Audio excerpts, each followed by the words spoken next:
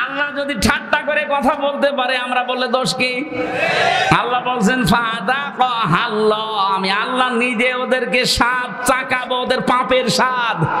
এক নম্বরে স্বাদ হচ্ছে লিবাসাল জো, খোদার পোশাক। পোশাকের নাম দিলেন কেন? কারণ একটা পোশাকেই মানুষের বিভিন্ন জিনিস ফুটে ওঠে। পোশাকের দ্বারাই তার স্ট্যাটাস, তার যে মান সম্মান, তার মর্যাদা, তার যে কোন লেভেলে আছে লোকটা, সেটা পোশাকে ফুটে ওঠে। এই জন্য বাদশাদের পোশাক দেখবেন আলাদা। কথা বলছে না কেন? আল্লাহ বলেন এমন খোদা দারিদ্র দিয়েছিলাম ওই জামানায় নবীর বরকতে, বরদোয়ার বরকতে, বরদোয়ার ফলে এই মানুষগুলো পায়খানা আর এর সাথে মদ মিশিয়ে, পায়খানার মদ মিশিয়ে বড়ি বানিয়ে বানিয়ে ওরা খেয়েছিল। আলেমদের বরদোয়ার কারণে দেশটাও রসগোল্লায় যাচ্ছিল। কিন্তু আমার আল্লাহ মনে হচ্ছে হাতে ধরে 5 তারিখে বাঁচিয়ে দিয়েছেন। وَوَضَعْنَا عَنكَ وِزْرَكَ الَّذِي أَنقَضَ ظَهْرَكَ। হে নবী, আপনার পেটকে বাঁকা করে রেখেছিল আইয়ামে জাহিলিয়াতের পাথর। কিসের পাথর? আইয়ামে জাহিলিয়াতের পাথর আপনার পিঠকে বাঁকা করে রেখেছিল। আমি কি পাথর সরিয়ে দেইনি বোঝা? আমার মনে হয় 1500 বছর পরে আল্লাহ আর একটা আয়াত নাজিল করে আমাদের জানাচ্ছে, বাংলাদেশ মুসলমানেরা, আমি কি তোমাদের পিঠের উপর থেকে আমি জাহিলিয়াতের বোঝা নামিয়ে দেইনি? পাঠাইছিল আইয়ামে জাহিলিয়াত আর এইটা শব্দ দুইটা প্রায় এক। ওরাও যা করতো এরাও তাই করেছে। কথা বলছেন কেন? ওরাও সরকারি মালের কোনো অডিট ছিল না, জোর যার মুল্লুক তার। এই 15.5 বছরে এইটাই চলছিল, সরকারি মালের কোনো অডিট নেই, জোর যার মুল্লুক তার। এক একজনের বাড়ি দেখেছেন, এক একজনের বাড়ি চললাম 620টা বাড়ি বানিয়েছে একজন ভূমি মন্ত্রী ছিল। 620টা বাড়ি, ওর বাড়ি লাগে কত?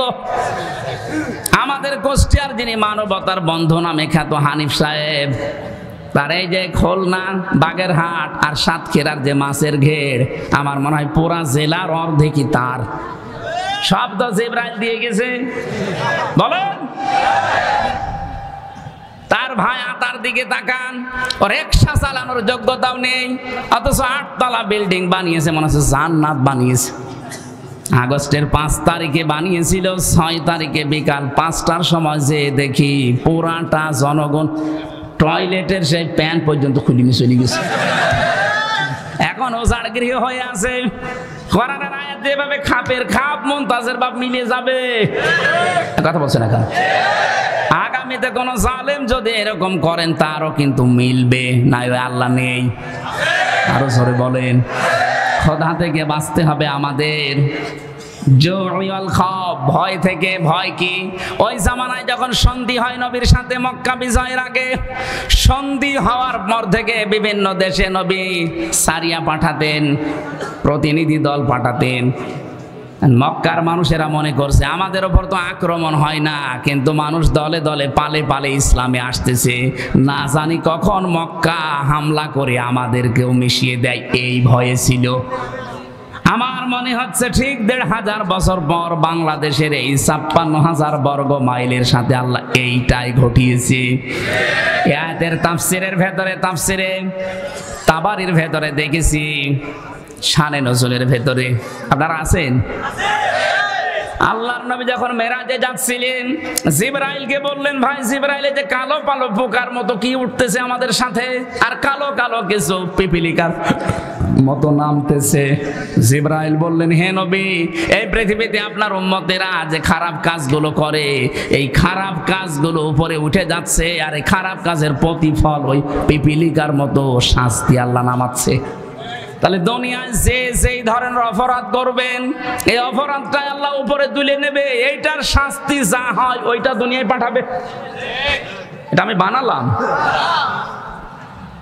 এটা সূরা রোমের 41 নম্বর আয়াতে আল্লাহ দলিল দিয়েছেন, যাহারাল ফাসাদু ফিল বাররি ওয়াল বাহর বিমা কাসাবাত আইদিন নাস লিয়ুযীকাহুম বা'দাল্লাযী আমিলু লাআল্লাহুম ইয়ারজিউন। বলেন আল্লাহু আকবার।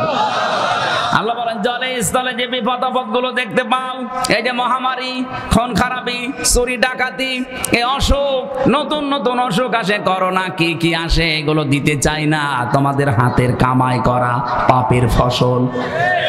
আরো আমি আল্লাহ মাফ করে দেই। আমি চাই যে তোমরা ফিরে আসো, যা করো সব শাস্তি যদি দুনিয়ায় পাঠাতাম শ্বাস ফেলার সময় পেতে না। ওমা সাবাকুম মিন মুসিবাতিন ফাবিমা কাসাবাত আইদিকুম ওয়া ইয়াফু আন কাসীর। বলেন আল্লাহু আকবার। সূরা শুরার 30 নম্বর আয়াতে আল্লাহ জানিয়েছেন, যা করো সব পাপের শাস্তি যদি দুনিয়ায় ফেলতাম একটা শ্বাস নেবে সে সময়ও পেতে না। আমি অধিকাংশগুলো আমার গাফফার নামের খাতিরে মাফ করে দেই। বলেন সুবহানাল্লাহ। এজন্য আমরা এখন থেকে সাবধান, যে যে অপরাধ করছি এইটা কিন্তু ঘুরে আমার প্রতি আবার নাজিল হবে। যারা গোপন অপরাধ করেন, গোপন অপরাধের শাস্তি আছে। যারা গোনা গোপনে করেন তাদের চেহারার উজ্জ্বলতা আল্লাহ নষ্ট করে দেবে। এদের এখানে তাকাবেন, যাদের চেহারা দেখতে খারাপ, বিশ্রী, তাকাতে মনে চায় না, মনে করবেন ও গোপনে কোনা গোনা করে। যারা ওজনে কম বেশি করে এই মানুষগুলোর প্রতি আল্লাহ শাস্তি পাঠাবে দুইটা। এটা শুআয়ব আলাইহিস সালামের জামানায় ওই মানুষেরা ওজনে কম বেশি করত। আজ বাংলাদেশে ওজনে কম বেশি আছে না নেই? ওজনে কম বেশি মানে খালি দাড়ি পাল্লা দিয়েই না। এই যে শিক্ষক, কলেজের শিক্ষক অধ্যাপক, সে 1 থেকে মাস্টার্স পর্যন্ত বিশ্ববিদ্যালয়ে বহু শিক্ষা বিভিন্ন জায়গা থেকে নিয়েছে, কিন্তু দেওয়ার সময় ডেলিভারিতে আর দিতে চায় না। তখন বলে প্রাইভেট পড়া লাগবে, কোচিং করা লাগবে। এইটার আর বেনাম মুতাফফিফিন। আল্লাহ পাক বলেন ওয়াইলুল লিল মুতাফফিফিন আল্লাযীনা ইযা কাতালু আলান নাসি ইস্তাওফুন। ধ্বংস হয়ে যাক ওই দোকানদারগুলো, ওই শিক্ষকগুলো যারা নেওয়ার সময় ঠিক মতোই নেয়, দেওয়ার সময় দিতে চায় না, তখন কোচিং করো, প্রাইভেট পড়ো, এরকম নাম দেয়। আজ এই বিশ্ববিদ্যালয়ের নাম ধরে বলছি, বহু শিক্ষক এমন আছে, ওরা তো ডক্টর, নেওয়ার সময় তো বহু জ্ঞান বিভিন্ন জায়গা থেকে তারা নিয়েছে, কিন্তু দেওয়ার সময় ছেলে মেয়েদের আর দিতে চায় না ক্লাসে। তখন ওনারা ক্লাস করায় বিভিন্ন বিশ্ববিদ্যালয়ে টাকার বিনিময়ে। আমি কি বেশি বললাম? এরকম শিক্ষক দেশে নেই? কত প্রাইমারিতে, হাই স্কুলে, কলেজে, মাদ্রাসা, এরা নিজেরা ক্লাসে ঠিক মতো পড়া দিতে চায় না। ওই পড়ায় দেবে, কোচিং করা লাগবে, ওই পড়ায় দেবে, তখন আবার প্রাইভেট পড়া লাগবে। কেন? আপনি যা পেয়েছেন নেওয়ার সময়, ওইটা দেওয়ার সময় ঠিক মতো দেওয়া লাগবে। এই জন্যই তো আল্লাযীনা ইযা তালু আলান নাসি ইস্তাওফুন, নেওয়ার সময় ঠিক মতো দেয়, দেওয়ার সময় কম দেয়, এরা আল্লাহর অভিশপ্ত বান্দা।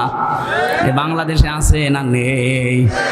আমরা এরকম পাপ যদি করি, এই পাপের কারণে আল্লাহ ওইটা আবার শাস্তি করে পাঠাবে, হয় আপনার উপরে, না আপনার ছেলে মেয়ের উপরে, না নাতি নাতনির উপরে। এমন এমন শাস্তি এসে দাঁড় হবে যে জীবন দিয়ে হলেও সে শাস্তি আর তুলতে পারবেন না। আপনার ছেলে যদি একটা আসে 1 চোখ কানা, আপনি 50 বিঘা জমির মালিক হয়ে কি করবেন? সারা জীবন মানুষ আপনাকে ডাকবে কানার বাপ। আর কথা বলছেন এখানে না? আপনাদের বেশি সময় হয়ে গেছে না? না, অনেক হয়ে গেছে। ওরে বাবার, 11টা 15, আমি তো মনে করলাম 11টা শেষ করে দেবো। না না, আমার গলা আর পারছে না। আগামীতে এ পর্যন্ত থাক। আমরা যে পাপ করি, চিন্তা ভাবনা করি, ওইটাই উঠে যায়, আবার ওইটাই নাজিল হয়। আল্লাহ আমাদেরকে শাস্তি দেওয়ার জন্য নাজিল করে। এই জন্য এমন কোনো অপরাধে আমরা যাব না যে নিজের উপরে নিজে আবার কুড়ুল মারছি। আল্লাহ আমাদের হেফাজত করুন, আল্লাহুম্মা আমিন। লা ইলাহা ইল্লা আনতা সুবহানাকা ইন্নী কুনতু মিনাজ জালিমিন। আল্লাহুম্মা আগফিরলি ওয়ারহামনি ওয়াহদিনি ওয়াফিনি ওয়ারযুকনি ইয়া রাব্বাল আলামিন। আল্লাহ তাআলা 1.5 ঘন্টার মতো তোমার কোরআনে কারীম থেকে কথা বলার চেষ্টা চালিয়েছি। চাতক পাখির মতো তোমার বান্দা বান্দিরা শুনেছে। এটা জীবনে তুমি আমল করার তৌফিক আমাদের ভিক্ষা দাও। এ মাহফিলের আয়োজন করতে গিয়ে মাদ্রাসা কর্তৃপক্ষ যাদেরকে সাথে নিয়ে বিশাল আয়োজন সাজিয়েছে, আল্লাহ প্রত্যেকের কবরে, আত্মীয় স্বজনের কবরে সওয়াব পৌঁছিয়ে দাও। তাদের জীবনটা তুমি ধন্য করে দাও। গোনা থেকে তাদেরকে বাঁচাও। আমরা এমন কোন গুনাহ যেন না করি যে গুনার শাস্তি আবার ঘুরে আসে। আল্লাহ তাআলা এই মাহফিলের সভাপতি, সহসভাপতি, প্রধান অতিথি, বিশেষ অতিথি যারা এসেছে আল্লাহ মঞ্জুর করো। বিশেষ করে অ্যাডভোকেট আবু তয়ব, মুফতি আশরাফ আলী ফারুকি ভাই সহ আমার শ্রদ্ধাভাজন বাবা রিয়াজউদ্দিন সহ আরজান আলী, আব্দুল ওহাব, আল্লাহ কত মানুষ, রবিউল ইসলাম ভাই সহ যত মানুষ এখানে পরিচিত অপরিচিত এসেছে সবাইকে অমরের মতো বানিয়ে দাও। সম্মানিত মা বোনদের জন্য আলাদা করে আজকে কিছু বলতে পারলাম না। মা বোনদেরকে তুমি খাদিজাতুল কুবরার মতো বানিয়ে দাও। আমাদের সাবেক আমি মৌলানা আব্দুল সাত্তার খুব অসুস্থ। আল্লাহ তাআলা তোমার দিনের একজন খাদেম আব্দুল সাত্তার অসুস্থ হয়ে পড়ে আছে, শেফায়ে কামিলা আজেলা দাও। এই থানার ওসি যিনি দোয়া চেয়েছে আল্লাহ, পুলিশ সদস্য ভাইরা যারা রাত দিন চেষ্টা করছে, কষ্ট করছে শান্তি স্বস্তি দেওয়ার জন্য, এদের উপরে তোমার রহমত নাজিল করো। এ জেলায় যত মানুষ কবরে আছে কবরগুলো জান্নাত বানিয়ে দাও। রকুল ভাই, রকুল ভাই, মকল রকুল ভাই, রকম ভাইয়ের জন্য দোয়া চেয়েছি আল্লাহ। যত মানুষ যার জন্য দোয়া চেয়েছে তোমার কাছে আমরা দোয়া করছি, সবার জায়েজ আশাগুলো পূর্ণ করে দাও। এ মাহফিলের জন্য যে একটা টাকাও দিয়েছে আল্লাহ, তার টাকাকে ওসমানের মতো বানিয়ে দাও। বারাকাল্লাহু লানা ওয়া লাকুম ফিল কোরআনিল আযীম। এলাকায় যারা ব্যবসা বাণিজ্য করে তুমি বরকত দাও। আসমান জমিনের বালা মুসিবত থেকে আমাদেরকে বাঁচাও। 3টা বছর আমি জালেমের জেলখানায় অসুস্থ হয়ে গেছি আল্লাহ, তুমি আমাকে আগের অবস্থায় ফিরিয়ে দাও। আমার কণ্ঠটা মেহেরবানি করে ভিক্ষা দাও। আলহামদুলিল্লাহি রাব্বিল আলামিন। মরণ আসলেই যেন পড়তে পারি লা ইলাহা ইল্লাল্লাহু মুহাম্মাদুর রাসূলুল্লাহ।